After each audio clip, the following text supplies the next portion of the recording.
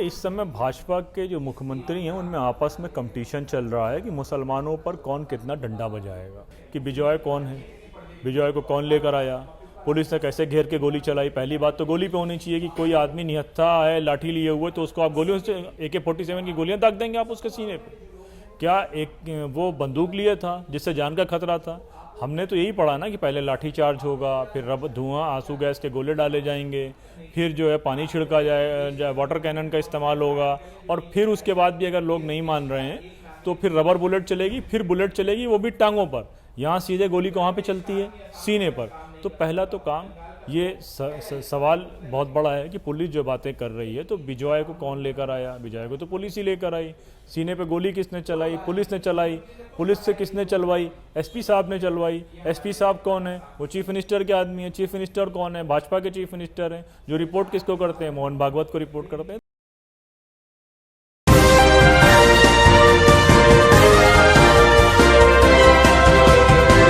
असम में जो बर्बर तस्वीरें लगातार आप लोगों ने देखी वो सोशल मीडिया के जरिए हर किसी ने जिया है, पर उस जगह पर किस तरीके के हालात हैं, अभी किस हालात में वो लोग रह रहे हैं, उस चीज़ को जी करके और उन लोगों से मिल करके ये महसूस करके नदीम खान अभी असम का दौरा करके लौटे हैं। फैक्ट फाइंडिंग टीम उनकी वहाँ पहुँची थी।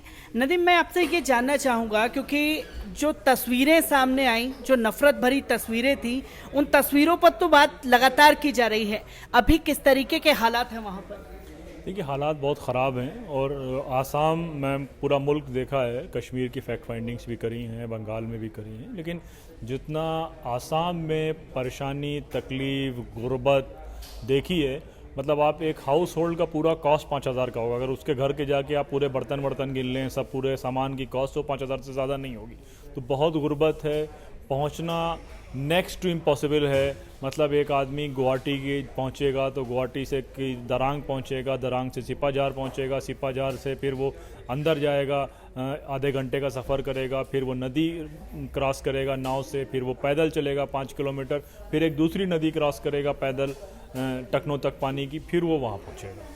ये लगातार सिचुएशन जो है वहाँ की बनी हुई है, क्योंकि ये तस्वीरें जो सामने आई उन तस्वीरों के बारे में मैं ये जानना चाहूँगा, क्योंकि लगातार जो प्रशासन का रवैया उन लोगों के साथ है वो तो हर किसी ने देखा। क्या आप लोगों को भी किसी दिक्कतों का सामना प्रशासन की तरफ से करने का? नहीं, हम लोग जब गए तो उसके पहले एक डेलीगेशन कम्युनिटी ऑर्गेनाइजेशंस का जा चुका था। उस समय जाने नहीं दिया जा रहा था, सेक्शन 144 लगी थी, लेकिन उन लोगों ने प्रेशर बिल्डअप करके, और तब तक ये वीडियो बहुत सर्कुलेट हो चुका था, तब तक सरकार ने जाने की इजाज़त दी थी। तो हमें कोई ऐसी परेशानी नहीं फेस करनी पड़ी, लेकिन उससे पहले जो लोगों ने बताया कि परेशानी कुछ लोगों को फेस करनी पड़ी। क्योंकि आप लोगों ने मुलाकात जो है प्रशासन से भी की, हेमंत बिस्वा से भी की, तो क्या कहना है उनका इस पूरे इंसिडेंट को लेकर के, क्या मांगे आप लोगों की तरफ से रखी गई हैं? देखिए, मैंने मुलाकात नहीं करी, सलमान ने और कुछ कम्युनिटी ऑर्गेनाइजेशंस के लोगों ने करी, क्योंकि हमारा अपना अंडरस्टैंडिंग बहुत क्लियर था कि इस पूरे गेम में चीफ मिनिस्टर खुद शामिल हैं। चीफ मिनिस्टर का भाई वहाँ का SP है जिसने लोगों पर गोलियां चलाई हैं, तो ऐसे लोगों से बात करने से कोई ख़ास मतलब नहीं निकाला जा सकता। कुछ ऑर्गेनाइजेशंस मिल रही हैं, ठीक है, वो जब ये बात कह रहे हैं उन ऑर्गेनाइजेशन से कि हम ये मान रहे हैं कि वो भारत के लोग हैं, तो जाहिर सी बात है जब वो ये बात मान रहे हैं भारत के लोग हैं, तो क्या भारत के लोग इसी तरह से गोली खाने के लायक हैं? क्या भारत के लोग इसी तरह से लायक हैं कि उनका सामान जला दिया जाए? क्या भारत के लोग इसी के लायक हैं कि उनके जनरेटर्स जला दिए जाएं? क्या भारत के लोग इसी लायक हैं कि उनके घर के बच्चों को के हाथ तोड़ दिए जाएं, जब वो डंडा लेकर बाहर निकलें तो उन पर गोलियां चलाई जाएं? क्या भारत के लोग इसी लायक हैं कि उनके गोली से उनके मरने के बाद उनकी लाशों पर पुलिस के किराए के लाए हुए फोटोग्राफर कूदें?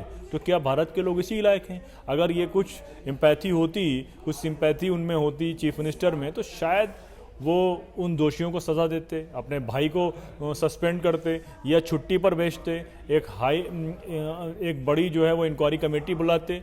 लेकिन ये सब सिस्टम में चीफ मिनिस्टर हेमंत बिस्वा शर्मा खुद शामिल हैं और नफ़रत का एक समंदर उनके दिल में है मुसलमानों के लिए।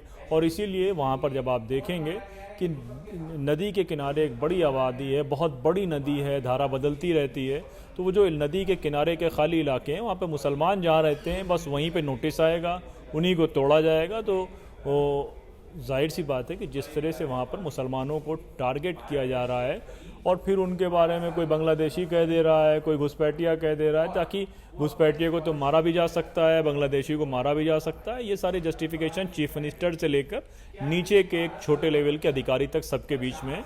इसलिए हमने किसी अधिकारी को बात करना गवारा नहीं समझा, और मेरे नज़दीक पहला आरोपी चीफ मिनिस्टर है और दूसरा सबसे बड़ा आरोपी वहाँ का एसपी है।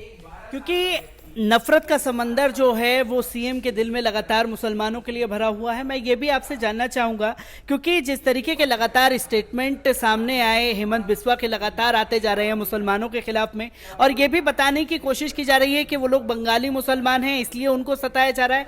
क्या बंगाली हिंदू भी तो वहाँ पर हैं, उन लोगों के साथ भी कुछ ऐसा रवैया देखने को मिला है, या उन लोगों से भी मुलाकातें हुई हैं? देखिए, बंगाली के जो लोग हैं, ब्रह्मपुत्रा वैली जिसको बोलते हैं, इसमें नदी के किनारे के इलाके हैं 4 के, तो वो जो माइग्रेशन हुआ 1860 से लेकर 1960-70 तक, आसाम में जंगल होते थे, नदी के किनारे खेती होती थी। आसाम के जो पहाड़ी इलाके के लोग थे उनको खेती करनी नहीं आती थी। बंगाल के लोगों को बाकायदा बुलाया गया, उनसे खेती करवाई गई, उनको रखा गया। चाय के बागानों में झारखंड से लोग बुलाए गए। इसका पूरा तारीखी सफ़र है, हिस्टोरिकल कंटेक्स्ट है, और मैंने बहुत ढेर सारा काम किया है इस पर। रेवेन्यू रिकॉर्ड्स पहले 30,000 होते थे किसी एक डिस्ट्रिक्ट के, बाद में इन लोगों की जाने के बाद 2 लाख हुए। तो ये तमाम लोग बंगाल से बुलाए गए खेती करने के लिए, काम करने के लिए, और उस 4 इलाके में रहने के लिए, तो वो बाकायदा वहाँ रह रहे हैं। अब क्या हुआ कि जब हिंदू मुस्लिम का सफ़र शुरू हो गया 2014 से या उसके थोड़ा पहले से आरएसएस के शाखाओं से, तो फिर ये हुआ कि नोटिसेस जो आएंगे उसी इलाके में, जो 2 किलोमीटर दूर बस्ती हिंदुओं की होगी उस पर नहीं आएंगे, जो 2 किलोमीटर दूर मुसलमानों की बस्ती होगी उसमें आएंगे। तो बुलडोज़र भी आएगा तो मुसलमानों की बस्ती में आएगा, नोटिस भी आएगा तो मुसलमानों की बस्ती में आएगा, पुलिस भी आएगी तो मुसलमानों की बस्ती में आएगी। क्योंकि ये लगातार देखने को मिला है असम में, क्योंकि असम से तस्वीरों ने बहुत कुछ बयां किया है, पर इन सब बातों में एक चीज जो मिस हो रही है, क्योंकि कुछ ही दिन पहले जो है हेमंत बिस्वा की मुलाकात आरएसएस चीफ मोहन भागवत से होती है, उन सब के बाद में इन सारी घटनाओं को अंजाम दिया जा रहा है। तो कैसे देखते हैं, मुलाकात हुई और फिर उसके बाद लगातार स्टेप पे स्टेप उठाए जा रहे हैं? देखिए, इस समय भाजपा के जो मुख्यमंत्री हैं उनमें आपस में कंपटीशन चल रहा है कि मुसलमानों पर कौन कितना डंडा बजाएगा। वो कभी योगी पे चलता है तो योगी आगे रहते हैं, फिर योगी से आगे बढ़ने की शक्ल में शिवराज सिंह चौहान निकलते हैं, तो उनके राज में चूड़ी बेचने वाले की जब पिटाई होती है तो चूड़ी बेचने वाले पे मुकदमा हो जाता है। काजी साहब जिंदाबाद के नारे लगाने वाले उज्जैन के लोगों पर पाकिस्तान जिंदाबाद के नारे के नाम पे मुकदमा हो जाता है, और योगी के बारे में तो कुछ कहने की ज़रूरत नहीं है। तो फिर उसी कंपटीशन में आसाम के मुख्यमंत्री भी शामिल हैं कि जब पूरे देश में विकास का नाम, रूल ऑफ द लॉ का नाम, लॉ एंड गवर्नेंस का नाम, डेवलपमेंट का नाम, सब एक तरफ हो, ये सारी चीज़ें, यानी कि डेवलपमेंट के नाम पे जो काम करने पड़ रहे हों, रूल ऑफ द लॉ के नाम पे जो काम करने पड़ रहे हों, गवर्नेंस के नाम पे जो काम कर रहे हैं, सब एक तरफ हैं और मुसलमानों की पिटाई एक तरफ है। तो जब इन कामों को न करने के बदले मुसलमानों की पिटाई से उनकी जनता खुश हो रही है, तो वो सारे काम किए जा रहे हैं और आपस में ये कंपटीशन चल रहा है कि कौन कितना ये काम करेगा। क्योंकि ये तो कंपटीशन चल रहा है, कहीं ना कहीं राजनीतिक पार्टियां जो हैं असम की वो भी इस पर कहीं ना कहीं खामोश दिखाई दी। तो कैसे देखते हैं जब विपक्ष ही इन सब मुद्दों को नहीं उठाएगा, फैक्ट फाइंडिंग की रिपोर्ट तो आ जाती है, इसको लेकर के एक्शन किस तरीके से लिए जाएंगे? देखिए, ऐसा है कि आसाम के किसी भी मुद्दे में वहाँ पर एक माहौल बन गया है कि मुसलमानों के खिलाफ कोई भी मामला होगा तो कोई पॉलिटिकल पार्टी नहीं बोलेगी। उसमें तमाम सारी पार्टियाँ हैं, मैं उसमें नहीं जाऊँगा। उसमें कोई ये कह रहा है कि एविक्शन गलत है, कोई कह रहा है कि एविक्शन सही है लेकिन थोड़ा सा लाठी नहीं चलानी चाहिए। तो ये सारी तमाम छोटी छोटी बहसें हैं, लेकिन इंसाफ के लिए कोई भी पॉलिटिकल पार्टी नहीं खड़ी हो रही है। तो हम सबको ये बात समझनी चाहिए कि जब हम लोग आवाज़ उठा रहे हैं तो आवाज़ हमारे उठाने का चाहे कोई मतलब निकलता हो नहीं निकलता हो, लेकिन अब जब पॉलिटिकल पार्टी कंप्रोमाइज़्ड हो चुकी हैं तो हम में से ही लोगों को निकलना पड़ेगा और आवाज़ उठाना पड़ेगा। शायद उससे अभी कुछ फ़र्क ना हो या कल कोई फ़र्क पड़ जाए। एनआरसी में हमने 14 डिस्ट्रिक्ट में ट्रैवल किया था, पहली फैक्ट फाइंडिंग रिपोर्ट लेकर 2018 में आए, पोस्ट एनआरसी 2019 में एक रिपोर्ट लेकर आए, लगातार काम किया। तो उसके नतीजा शायद में ये रहा, वहाँ के लोगों ने खुद बताया हमसे कि हम लोगों की एक बड़ी तादाद जो लाखों में बाहर जा सकती थी, आपकी इस रिपोर्ट से फ़र्क पड़ा है। तो आज भी हमने रिपोर्ट रिलीज़ करी है, उस रिपोर्ट के बाद हम देखेंगे कि किस पॉलिटिकल पार्टी से हम बात कर सकते हैं, क्या कर सकते हैं। और पब्लिक मूवमेंट है। अगर सीए के टाइम पे भी सारी पार्टियां खामोश थी, लेकिन लोग सड़क पर आए थे, तो आसाम के इस मुद्दे पर भी लोग सड़क पे आएंगे। वो भी इंसान हैं जो नदी किनारे पड़े हैं, जिनके सीनों पे कूदा जा रहा है। तो हम पब्लिक आंदोलन, जन आंदोलन खड़ा करने की कोशिश करेंगे, और उसके साथ साथ कोर्ट के भी ऑप्शन है। तो भारतीय संविधान ने हमको बहुत ढेर सारे रास्ते खुले हैं, उन तमाम रास्तों में जैसा संघर्ष होगा वो करेंगे। क्योंकि जो बिजॉय की लगातार आप बात कर रहे हैं, छाती पर कूदते हुए वो दिखाई दिए।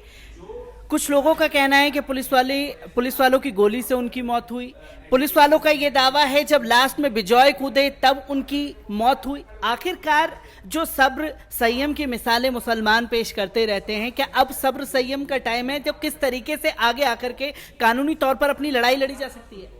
देखिए, ऐसा है, हम सब, आप इस देश में देखेंगे तो इस समय मुसलमान कानून को भी मानने वाला सबसे ज़्यादा है, संविधान को ही मानने वाला कानून है। पहली बात तो जो आपने सवाल किया उसका जवाब ये है कि बिजॉय कौन है, बिजॉय को कौन लेकर आया, पुलिस ने कैसे घेर के गोली चलाई। पहली बात तो गोली पे होनी चाहिए कि कोई आदमी निहत्था है, लाठी लिए हुए, तो उसको आप गोलियों से AK-47 की गोलियां दाग देंगे आप उसके सीने पे?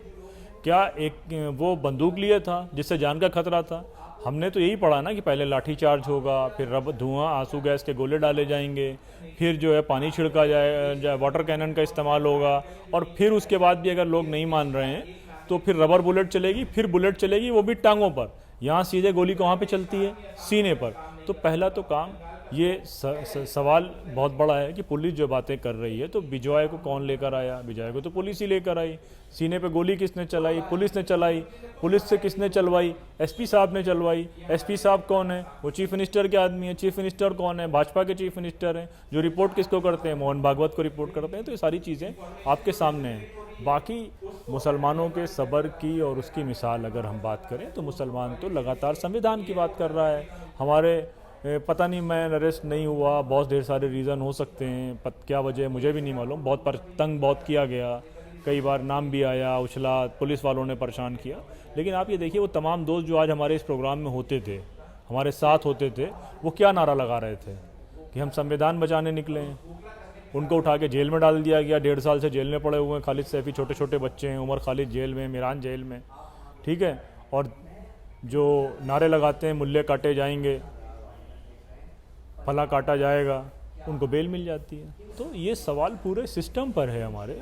और हम तो जो लड़ाई हमारी डेमोक्रेटिक प्रोसेस में पीसफुल तरीके से नॉन वायलेंट होगी, हम उसको लड़ रहे हैं, और इस उम्मीद पे हैं कि शायद जो है वो वक्त लगे, लेकिन हालात बदलेंगे, हमारे साथ इंसाफ होगा। और फैज़ ने कहा है गम की शाम है लंबी, लेकिन शाम ही तो है।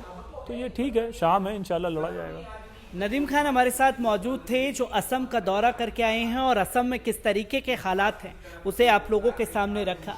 और ये जो असम में मुसलमानों के साथ खतरनाक खेल चल रहा है, उस जड़ों को भी समझना बहुत ज़रूरी है।